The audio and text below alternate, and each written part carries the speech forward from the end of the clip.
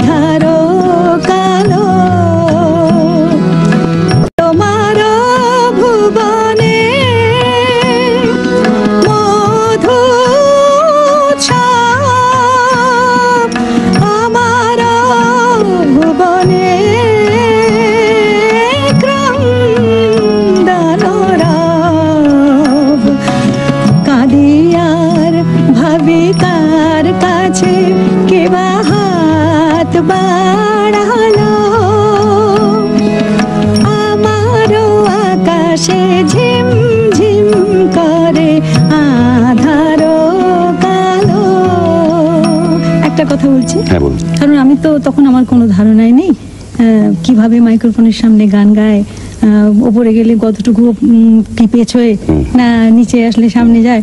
তো যিনি রেকর্ডিস্ট ছিলেন তিনি আমায় এমন ধমকালেন, বলে এই তুমি খবরদার এদিকে নড়বে না, ওদিকে নড়বে না, এদিকে নড়বে না। আমি তো ঘাবড়ে গেলাম আর খুব রেগেও গেছি। বললো তুমি গানের মধ্যে মধু উৎসব কি, আবার উৎসব কি বললে? আমার এত রাগ ধরে গেল, কারণ উৎসব কি উৎসব, তখন ওইটুকু বয়সে 13 বছরের মেয়ে আমি রেকর্ড করছি, এখন উৎসব গানে হয়ে গেছে উৎসব। তারপরে আমার একটা যে চেপে গেল, ঠিক আছে আমি পরে গান গেয়ে আমি দেখাবো। তারপরে ওর সঙ্গে আমার এত সুন্দর একটা সম্পর্কে গেল, ছোট বোন আর বড় ভাইয়ের মতো।